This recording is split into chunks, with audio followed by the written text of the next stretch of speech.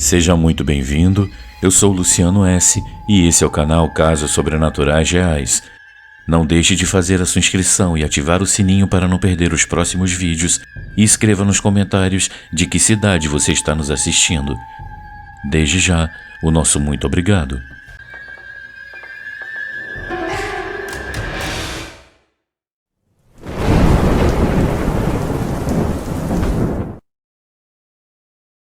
O necrotério da prisão.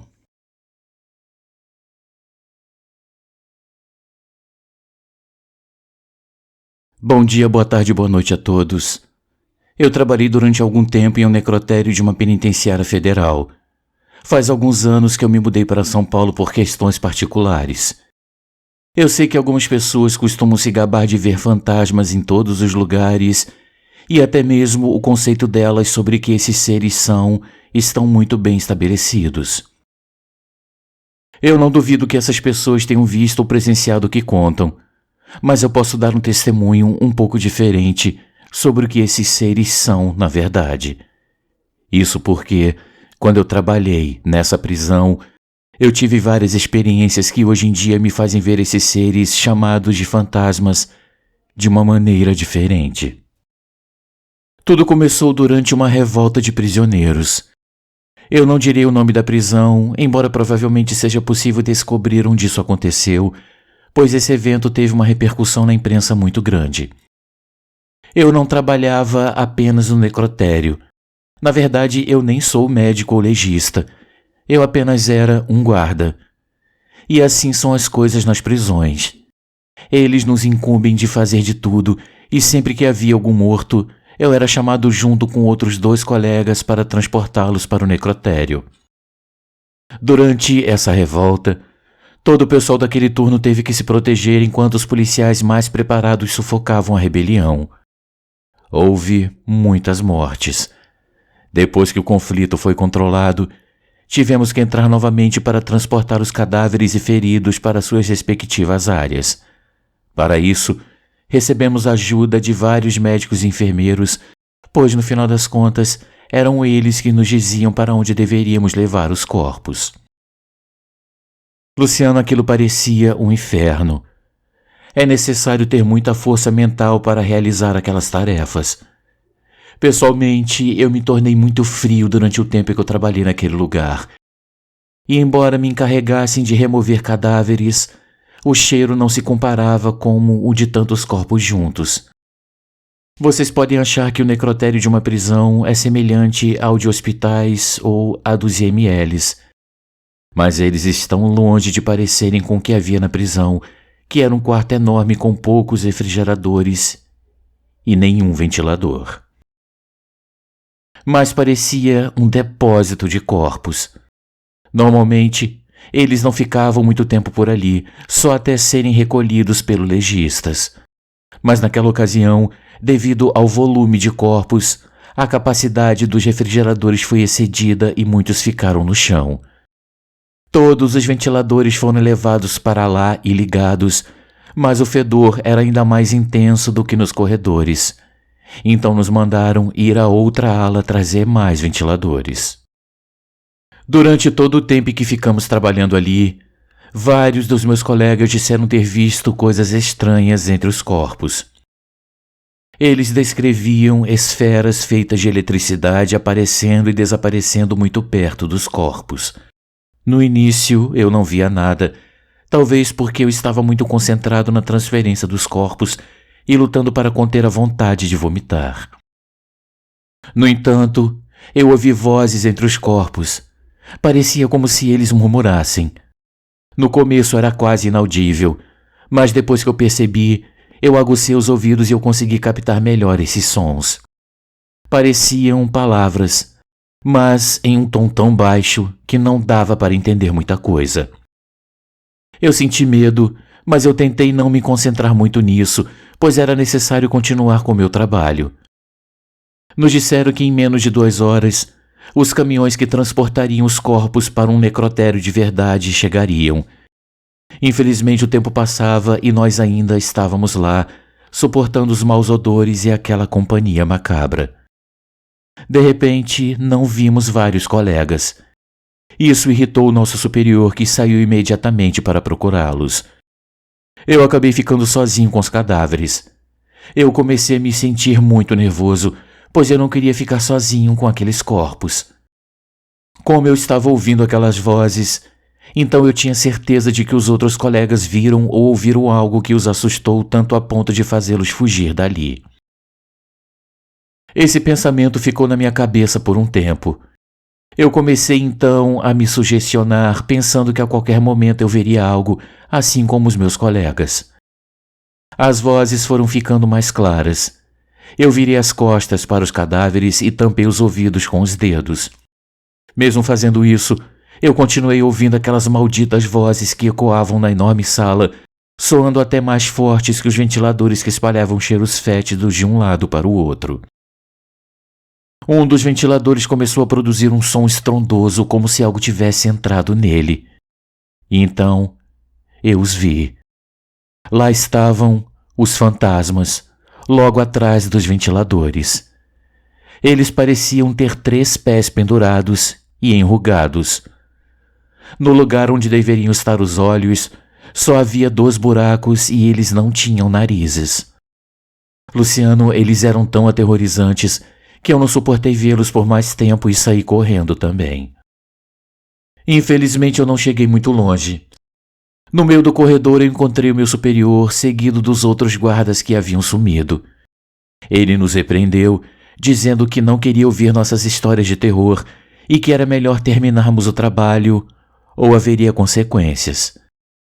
Eu pedi a Deus que aquelas aparições não estivessem mais lá dentro e, por sorte, o Senhor ouviu minhas preces. Não havia rastro do que eu tinha visto apenas alguns minutos antes. Eu comecei a duvidar do que eu tinha visto, pensando que talvez os cheiros tivessem provocado alucinações. Quando os caminhões chegaram, os murmúrios entre os corpos desapareceram e meus colegas conseguiram se acalmar. Quando eu terminei meu turno e eu fui para casa, eu tive a sensação estranha como se alguém estivesse me seguindo. Eu juro que eu até senti como se alguém estivesse respirando na minha nuca enquanto eu dirigia. Eu não consegui dormir direito. Eu acordava de tempos em tempos, imaginando que eu veria aqueles seres parados em frente à minha cama. Por sorte isso não aconteceu, mas eu ouvia murmúrios nos meus ouvidos, o que também me fez pular da cama algumas vezes. Durante toda a semana eu continuei experimentando o mesmo ao dormir. Minha aparência estava terrível. Eu tinha bolsas nos olhos e olheiras enormes e marcadas. Todos os meus colegas perguntavam o que estava acontecendo comigo, e embora no começo eu não quisesse contar por vergonha, depois que vários deles continuaram falando sobre os acontecimentos daquela noite, eu senti confiança para contar o que estava acontecendo comigo. Meus colegas, ao me ouvirem, começaram a dizer que viram a mesma coisa no necrotério, mas em dias diferentes daquela noite. No caso deles, esses seres não os atormentavam à noite. Eu então perguntei o que os fez sair correndo do necrotério naquele dia. Eles se entreolharam e houve um longo silêncio. Depois disseram que viram um dos cadáveres falar e levantar a mão e até puxar a perna de um deles.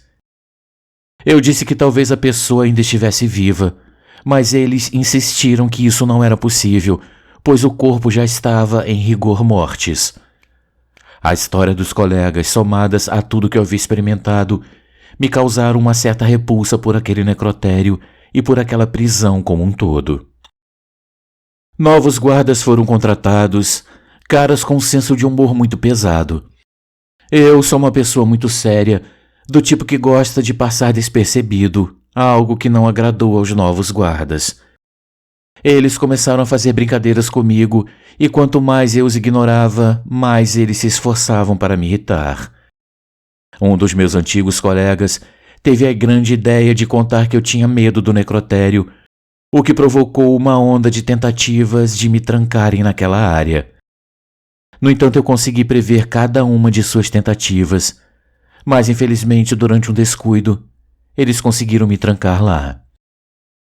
Não havia mais ninguém tomando conta do lugar, então eu preferi não gritar. Se aqueles caras estivessem por perto, eu não lhes daria o prazer de me ouvir aterrorizado e suplicando para me deixarem sair. Em vez disso, eu fiquei sentado em frente à cortina por onde entram os caminhões que recolhem os cadáveres. Talvez com um pouco de sorte alguém chegasse por ali. Era muito provável, já que havia 3 cadáveres nos refrigeradores. Mas passou 1 hora e ninguém apareceu, nem pela porta da frente nem pela cortina. Aí eu comecei a ficar desesperado. O cheiro dentro do necrotério me trouxe as lembranças daquele dia. Eu comecei a ouvir murmúrios, mesmo não havendo cadáveres no chão. Os sons vinham do lugar onde os corpos estavam jogados naquele dia. O pânico começou a tomar conta de mim. Um barulho muito alto me fez dar um pulo, e eu pensei que talvez os guardas estivessem batendo na porta, mas o som não vinha daquela direção, e sim da porta dos refrigeradores.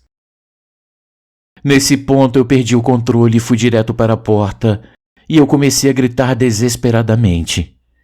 Ninguém atendeu meu chamado, nem mesmo os guardas para zombar de mim. Depois de um tempo, eu ouvi alguém mexendo na cortina de metal por onde os caminhões entravam. Eu me senti aliviado, pois eu achei que finalmente eu conseguiria sair dali. Eu caminhei em direção à cortina, mas infelizmente, a poucos metros, estavam parados os mesmos seres que eu vi naquela ocasião. Luciano, eles eram horríveis. Eu fiquei imóvel e de repente eu comecei a sofrer uma convulsão. Eu não me lembro o que aconteceu depois, eu só me lembro de acordar na enfermaria. Foram feitos exames na minha cabeça para ver se eu não tinha epilepsia, e por sorte eu me saí bem de todos os exames que me fizeram. Aqueles guardas acabaram sendo detidos, pois não era a primeira pessoa que eles molestavam. Depois eu não soube o que aconteceu, pois como eu disse, eu precisei me mudar. Atualmente eu trabalho em uma fábrica de ração para cachorros, e até hoje eu não voltei a ver nada parecido. E sinceramente, eu desejo nunca mais presenciar algo assim. Uma boa noite a todos.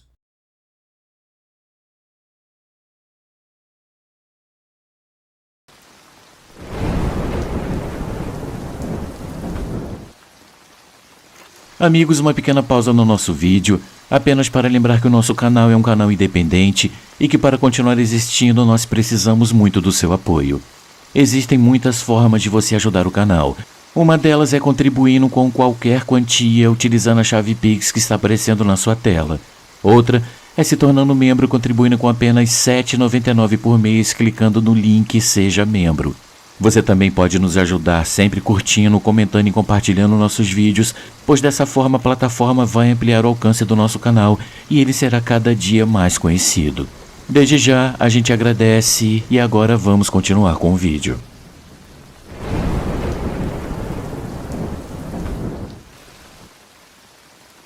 Situação macabra.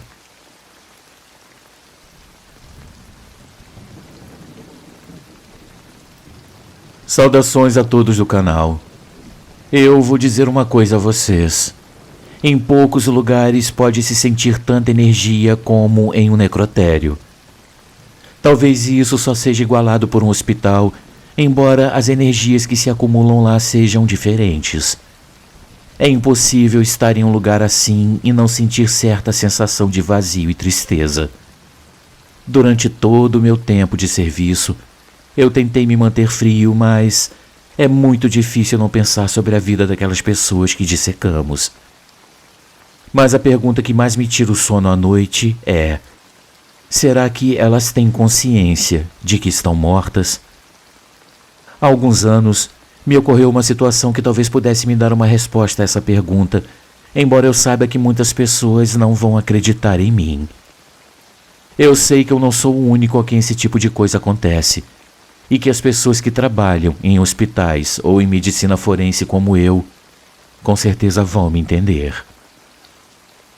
Naquela época eu trabalhava em um necrotério judicial. No plantão trabalhávamos 2 médicos forenses e um patologista. Um dia recebemos um caso estranho, sobretudo porque não nos quiseram dizer muito sobre o corpo em questão. O único pedido era para darmos as possíveis causas da morte, o que foi algo complicado de fazer. O corpo era muito estranho, mostrava incrustações de pequenas peças de metal por todo o corpo. De primeira, pensamos que esse tipo de ferida ocorreu no acidente que havia levado o sujeito à morte. Mas não. Essas feridas estavam cicatrizadas. O metal havia sido aceito pelo corpo, algo muito estranho, pois esse tipo de ferida terminaria causando uma infecção letal no organismo. No entanto, o corpo aparentava já estar há muito tempo com essas pequenas peças de metal. Nós ficamos trabalhando até muito tarde e não encontrávamos a causa da morte. Tínhamos várias teorias, mas nenhuma era suficientemente convincente. Não encontramos nenhuma ferida mortal, nenhum dano em nenhum órgão vital. O coração não apresentava dano ou sinal de algum infarto. Começamos a nos desesperar. De repente, a energia elétrica começou a falhar e ficamos no escuro algumas vezes. Desistimos, e quando estávamos prestes a devolver o corpo aos refrigeradores, um estrondo muito forte soou em um dos corredores. O meu colega Giovanni e eu imediatamente olhamos para a bolsa onde estava o corpo, enquanto imaginávamos que a qualquer momento ele se moveria como nos filmes de terror. Mas, graças a Deus, isso não aconteceu. Em vez disso, eu comecei a perceber uma escuridão que vinha dos refrigeradores. No início eu pensei que era minha mente me pregando alguma peça por causa do estresse de não encontrar uma causa para a morte. No entanto, após ouvir meus colegas perguntando sobre o que era aquilo que estava saindo dos refrigeradores, eu soube que, infelizmente, era verdade. Luciano, eu não sei como descrever isso perfeitamente. Era uma escuridão tão profunda, mais negra que o mar à noite e espessa como um nevoeiro. Algo dentro desse nevoeiro nos deixou paralisados. Eu sentia como se estivesse amarrado com algum tipo de corda e era como se aquela escuridão entrasse dentro de mim. Eu ouvi uma voz que não se parecia em nada com a dos meus colegas me dizer que não investigássemos mais, que não voltássemos a tocar aquele corpo novamente, ou conheceríamos o inferno na terra. Olha, eu não sei quanto tempo aquilo durou, mas quando eu pude me mover, eu corri para ver os meus colegas que concordaram comigo sobre o que ouviram. Decidimos deixar isso como um simples evento estranho, como tantos outros que já haviam ocorrido. Mas quando eu cheguei em casa, depois de tomar um banho, eu enchi uma taça de vinho. Embora eu tentasse evitar pensar no que aconteceu naquele dia no necrotério, eu senti os nervos à flor da pele. Como eu disse, embora as pessoas me conheçam como alguém frio que não demonstra suas emoções, no fundo eu não posso evitar sentir pena por algumas vítimas. E nessa ocasião, eu me sentia assustado, pois eu sabia pelos meus colegas que a minha mente não havia inventado nada. O vinho conseguiu me acalmar e eu acabei adormecendo na sala vendo um filme. Então eu acordei no meio da madrugada. A televisão estava desligada, ou pelo menos parecia estar. Eu não me lembrava de tê-la desligado. É raro eu adormecer em um lugar que não seja minha cama. Eu então me levantei e de repente eu notei que a TV não estava realmente desligada. Era o sinal da antena que havia se perdido. O sinal começou a voltar, mas em vez de aparecer um canal, começou a aparecer uma imagem estática. Os flashes em branco e preto formaram um rosto cadavérico que, ao meu ver, refletia angústia. De repente, Luciano, o rosto começou a falar comigo, o que me fez levantar de maneira abrupta do sofá. Eu não podia acreditar no que estava acontecendo. A voz começou a se queixar de uma maneira horrível. O rosto começou a me dizer para procurar no estômago. Eu estava prestes a sair correndo do apartamento quando a tela finalmente sintonizou um programa de televendas. Em vez de sair de casa, eu desliguei a televisão e tirei o plugue da tomada. Como vocês já podem imaginar, eu não consegui dormir naquela noite. Quando eu voltei ao trabalho, eu tentei contar aos meus colegas sobre o que aconteceu na noite anterior, mas eles mudavam de assunto e fingiam não me levar a sério.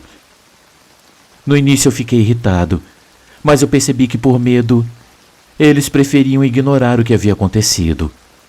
Quando voltamos a tirar o corpo estranho do refrigerador, eu sugeri que revirássemos o estômago novamente. Para minha surpresa, ele estava todo danificado. Era algo estranho. Até o patologista disse que não havia maneiras de o parede do estômago estar naquele estado. Parecia que algo as havia arranhado por dentro para causar uma hemorragia fatal nas paredes estomacais. Então eu pensei que talvez aquele homem tivesse morrido por ingerir estilhaços de metal, mas não encontramos nenhum vestígio de metal no estômago ou nos intestinos, apenas alguns tecidos estranhos que extraímos para análise. Eu estava quase certo de que aqueles tecidos revelariam a causa da morte daquele homem. Nos dias seguintes, meus colegas estavam mais abertos a conversar sobre o assunto. Ao contrário de mim, eles haviam experimentado novamente a escuridão que nos envolveu naquele dia, especialmente o patologista, que mencionava ter essa experiência todas as noites e se sentia aterrorizado assim como eu. Quando tivemos os resultados da análise do que encontramos no estômago daquele homem, nos deparamos com algo tão macabro que ainda me custa controlar o vômito e os calafrios sempre que eu me lembro. Meus amigos, os tecidos eram humanos. Em poucas palavras, aquele homem havia consumido carne humana. Nunca conseguimos explicar o que causou aquelas feridas no estômago. Segundo o exame toxicológico, ele não ingeriu nenhuma substância que pudesse causar hemorragia ou as feridas que apresentava. Tivemos que maquiar o relatório forense, embora mencionássemos que encontramos restos de outra pessoa dentro do seu estômago. O caso foi encerrado e passou tempo suficiente para esquecermos o ocorrido, mas os espíritos não se esqueceram de nós. Uma noite, enquanto eu assistia a um filme online, a tela entrou em modo televisão sozinha, e mais uma vez, o mesmo rosto se revelou para mim. Só que dessa vez eu não deixei que ele falasse. Eu desliguei a tela assim que ele apareceu. Infelizmente, isso só fez com que o mesmo rosto se revelasse em outros lugares, como em meus sonhos, uma vez no espelho e até no retrovisor do meu carro. Meus colegas me disseram que também estavam tendo problemas paranormais, especialmente à noite.